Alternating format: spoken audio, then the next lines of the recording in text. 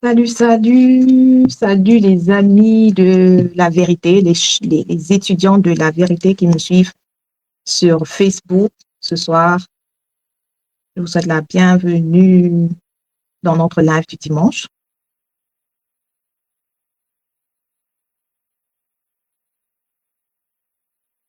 J'espère que vous allez bien. J'espère que surtout que la semaine a été productive pour vous.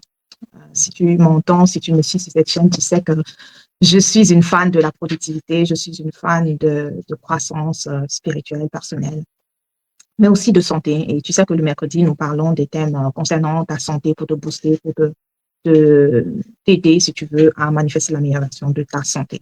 Et voilà, je parle en tant que, si tu veux, si tu ne me connais pas et tu te demandes qui suis-je, qui suis-je? Oui, je suis une fille de Dieu, ok? Je suis une valeureuse fille de Dieu, une valeureuse fille de Dieu qui a la foi, qui est une femme de foi. Et, euh, et je crois réellement que j'ai reçu ce, ce don. Je crois que j'ai reçu ce dépôt de t'accompagner à manifester la meilleure action, non pas seulement de santé, mais aussi spirituelle. Tu sais, chaque fois que tu ressens que tu as un dépôt, en fait, c'est parce que le Seigneur t'a permis de faire un parcours dans ce domaine-là. Et j'ai eu un parcours, que ce soit au niveau de la santé holistique. Dieu a voulu ouvrir mes yeux et je rends grâce vraiment à Dieu pour cela. Et en fait, lorsque je faisais ce parcours, euh, je ne savais pas que dans ma lignée, ok, dans ma lignée, il y avait des gens qui manifestaient ces choses. Ok. Alors, dans ma lignée, il y a des gens qui ont eu à soigner des personnes, qui ont eu à soigner des personnes sur la base des plantes. Et lorsque j'ai commencé à m'intéresser aux plantes, lorsque j'ai commencé à m'intéresser à la santé en profondeur et surtout à la santé cellulaire, j'ai eu une expérience extraordinaire et je continue aujourd'hui d'avoir une expérience extraordinaire avec tout ce que Dieu me montre, tout ce qu'il m'enseigne dans ce domaine. Et il y a de cela 1 an et demi, à peu près 2 ans, lorsque j'avais commencé à chercher en fait mes ressources, mes origines, lorsque j'avais commencé à rechercher d'où est-ce que je viens, qu'est-ce qui caractérise ma lignée, je me suis rendu compte, en fait, ma mère m'a raconté que en fait dans ma lignée, il y avait des gens qui soignaient à partir des plantes. Ok. Et là, j'ai compris pourquoi je m'intéressais à ces choses. Donc, je suis une personne qui a été envoyée dans cette génération pour t'accompagner à manifester ta meilleure version de santé. Ça, c'est une chose que je partage avec toi les mercredis. Donc, si tu m'écoutes pour la première fois, sois au rendez-vous mercredi prochain. Nous allons parler de santé. Nous avons un live tous les mercredis qui s'appelle Mercredi Santé. Aujourd'hui, ce dimanche, nous avons le live croissance. Nous parlons spécialement de croissance spirituelle, de croissance personnelle. Et ce soir, je suis venue avec un thème qui arrive vraiment à point nommé, surtout en ce début d'année, pour te demander de retrouver ta place. Je suis celle-là qui vient tirer la sonnette d'alarme en ce début d'année parce qu'il faut toujours commencer très tôt. Je viens te demander de retrouver ta place. Il est urgent que tu retrouves ta position. Est-ce que tu te rappelles de ce rêve dans la Bible? Je crois que c'était Daniel. Alors, Daniel, il était à son poste. Il dit qu'il était à son poste. Et c'est parce qu'il était à son poste qu'il a reçu la visitation de l'ange. Alors, il faut que tu sois à ton poste. Ce soir, je veux te parler d'une histoire intéressante de la Bible qui te montre combien il est important que tu retrouves ta place parce que c'est en retrouvant ta place que tu accèdes réellement à ta véritable mission. OK? Alors, peut-être tu m'écoutes, tu te sens perdu. Tu m'écoutes, et lorsque tu regardes en arrière, tu te rends compte que, en fait, tu, euh, tu tournes en rond, en fait. OK? Mais je veux te dire que tu n'es pas perdu. Je veux te dire ce soir que tu n'es pas perdu. Pourquoi tu n'es pas perdu? Parce que tu es une œuvre divine. Tu es une œuvre divine. Peut-être tu as momentanément perdu ton alignement, mais tu n'es pas perdu. La Bible nous dit que nous avons été créés d'avance pour faire des œuvres. Nous avons été créés pour faire des œuvres qui ont été, euh, euh, euh, comment dire, ces œuvres que nous devons manifester ont été créées d'avance pour que nous les pratiquions. Tu vas voir si dans Éphésiens 2, au verset 10, je vais te lire ça exactement. ce qui est écrit là-bas, car nous sommes son ouvrage ayant été créés en Christ pour de bonnes œuvres que Dieu a préparées d'avance afin que nous les pratiquions. Ça veut dire que Dieu a préparé ses œuvres d'avance pour que nous les pratiquions. OK? Alors, ça veut dire quoi? Ça veut dire que si Dieu a préparé quelque chose d'avance pour toi, ça veut dire que tu n'es pas en retard. D'accord? Tu n'es pas en retard. Tu n'es pas en retard. Peut-être qu'il s'agit juste je ne veux même pas dire peut-être. Je suis certaine qu'il s'agit d'un problème d'alignement. Pourquoi? Parce que moi aussi, j'ai expérimenté cela. J'ai expérimenté à un moment donné de ma vie où je faisais trop de choses, mais je n'étais pas dans la chose. OK? Je n'étais pas alignée avec ce don que Dieu avait donné à m'aligner. OK? Je n'étais pas alignée avec le plan de Dieu pour ma vie. Jusqu'à ce que il se passe ceci.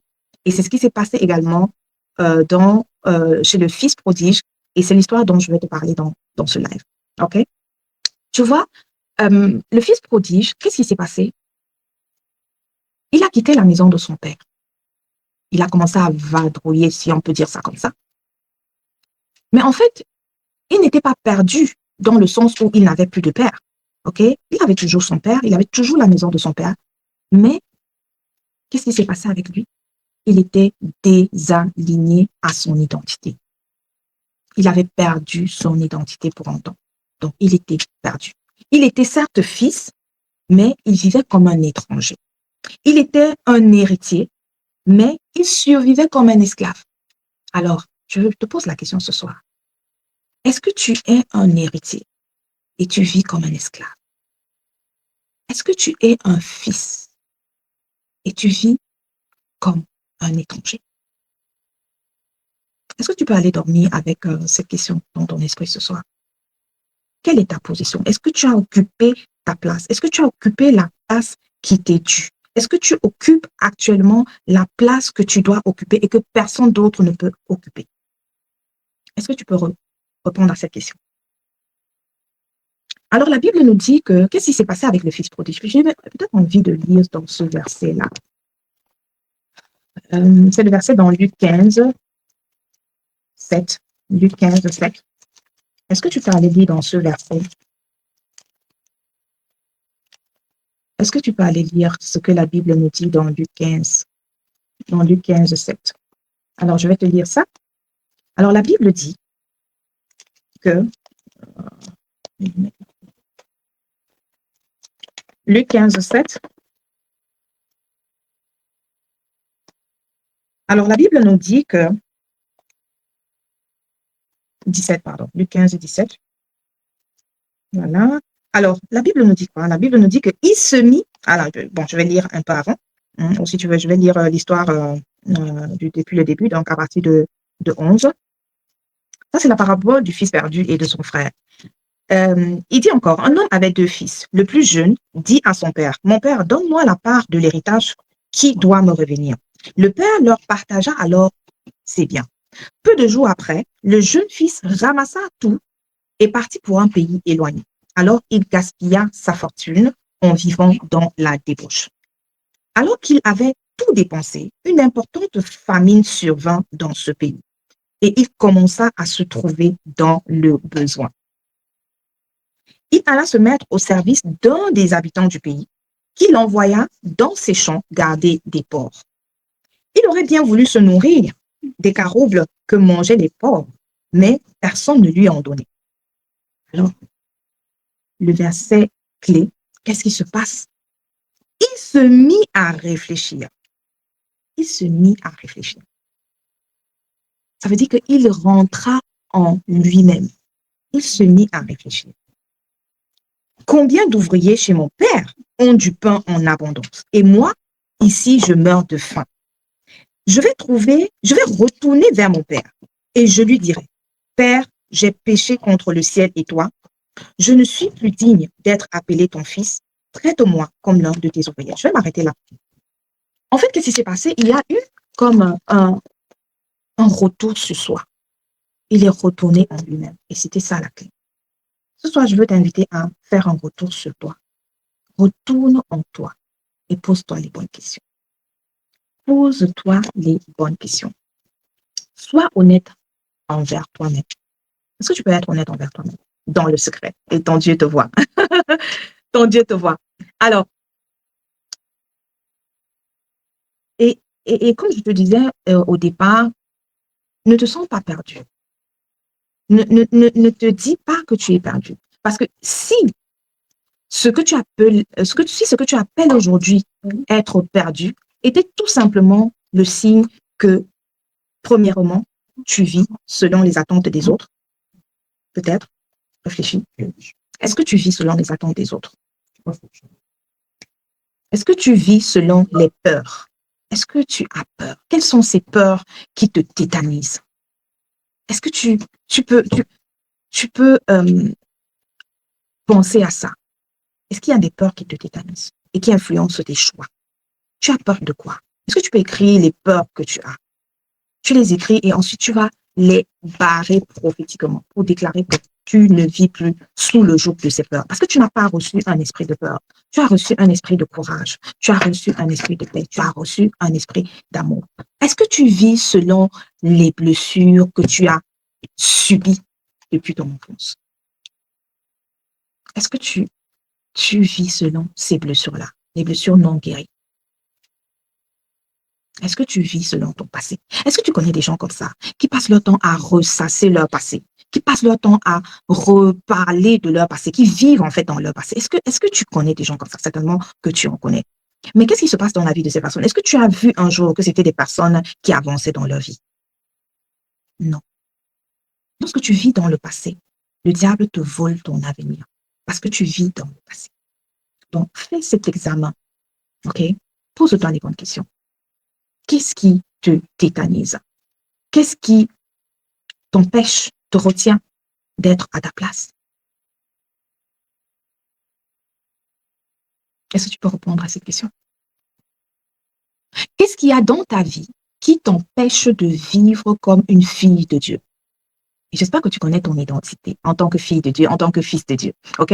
Alors, si tu es une personne nouvellement convertie et tu ne sais pas vraiment c'est quoi ton identité divine, mets-moi en commentaire identité, OK? Et je viendrai t'offrir exclusivement mon e-book que j'ai développé avec 51 versets bibliques pour renouer avec ton identité divine. OK? Mets-moi ça en commentaire, mets-moi identité et je viendrai t'offrir exceptionnellement cet e-book. Alors, quel est ce domaine-là où tu vis comme un esclave au lieu de manifester ta position de fille de Dieu? OK? Tu vois, le fils prodige, il n'a pas changé de père. Son père est resté le même. Et je veux te dire ce soir, ton père est le même. OK? Ton père est là, il t'attend. Sauf que c'est toi qui as changé de position. OK? Tu as décidé de vivre comme un esclave au lieu de vivre comme une fille de la maison. Tu as décidé de vivre comme un étranger alors que tu es une fille de la maison. Tu as décidé de vivre comme un esclave alors que tu es héritier. Tu es héritière dans la maison de ton père. Est-ce que tu veux refuser cela? Tu veux refuser? Refuse aujourd'hui. Nous sommes le 11 janvier. Le 11/1/2026.